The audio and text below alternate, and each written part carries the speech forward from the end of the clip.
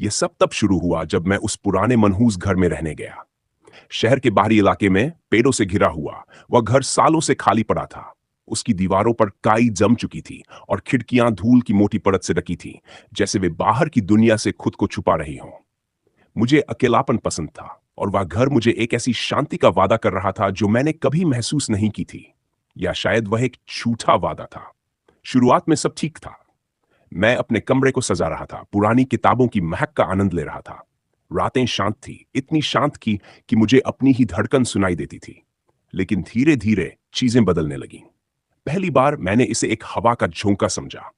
दरवाजे अपने आप खुलते बंद होते, हल्की चरमराहट के साथ।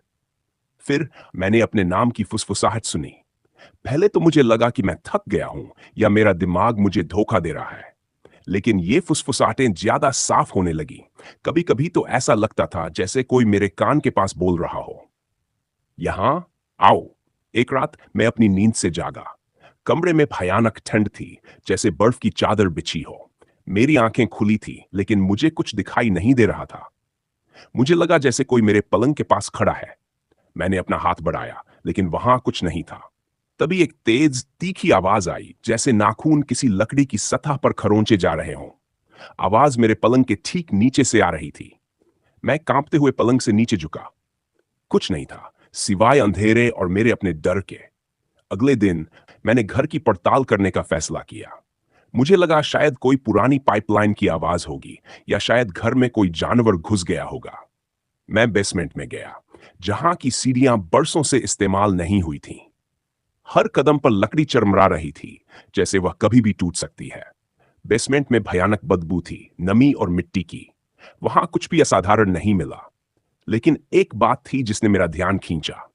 बेसमेंट की एक दीवार पर, जहां प्लास्टर उखड़ा हुआ था, एक पुराना जंग लगा दरवाजा था। वह इतना पुराना और जंग खाया हुआ था कि ऐसा लगता था जैसे उसे कभी खोला ही न गया हो। उस दरवाजे को देखते ही मेरी रोंगटे खड़े हो गए। एक अजीब सी ऊर्जा उस जगह से निकल रही थी, एक ऐसी भावना जो मुझे अंदर तक हिला रही थी।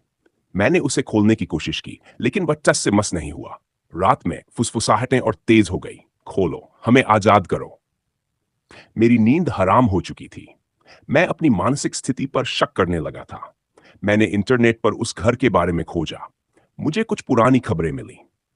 कई साल पहले उस घर में एक परिवार रहता था। एक दिन वे अचानक गायब हो गए, कोई सुराग नहीं मिला। पुलिस ने मामले को बंद कर दिया, यह मानकर कि वे कहीं और चले गए होंगे। लेकिन कोई भी उनके सामान या उनके पीछे छोड़े गए किसी भी सबूत का जिक्र नहीं करता था। जैसे जैसे दिन बीतते गए, मेरे अंदर का डर उत्सुकता में बदल गया। मुझे लगा जैसे कोई चीज मुझे उस दरवाजे की तरफ खींच रही है। एक रात मैं नीचे बेसमेंट में गया। मेरे हाथ में एक टॉर्च थी, जिसकी रोशनी थरथरा रही थी। दरवाजा अब उतना मुश्किल नहीं लग रहा था। मैंने लोहे की रॉड ली और उसे खोलने की कोशिश की। जंग लगी जंजीरें टूटी और दरवाजे से एक भयानक सड़ी हुई गंध बाहर निकली।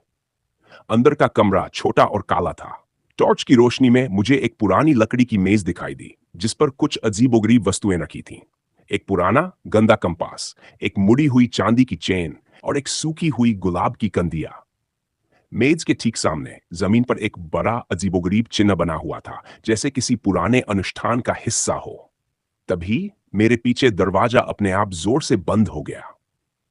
कमरे में अंधेरा छा गया, सिर्फ मेरी टॉर्च की हल्की रोशनी थी। कमरे में अजीबोगरीब ठंडी हवा बहने लगी। मुझे लगा जैसे उस अंधेरे में कई आंखें मुझे घूर रही हैं। फुसफुसाहटें अब तेज हो गई, एक साथ कई आवाजें। तुम आ गए, अब तुम हमारे हो। दीवारों पर परछाइयां नाचने लगीं, विकृत और भयानक। मुझे लगा जैसे वे मुझे छूने की कोशिश कर रही हैं। मैंने टॉर्च घुमाई, लेकिन वे परछाइयां धुंधली थीं, कभी गायब होती, कभी फिर से दिखती। मैंने सुना कि कोई चीज मेरे पैरों के पास से गुजरी, एक ठंडी चिपचिपी चीज। मैं चीखा, लेकिन मेरी आवाज उस कमरे में दबकर रह गई। मैं भागना चाहता था, लेकिन मुझे रास्ता नहीं दिख रहा था। मैंने दरवाजे को खोलने की कोशिश की, लेकिन वह अब बंद था, जैसे उसे कभी खोला ही न गया हो।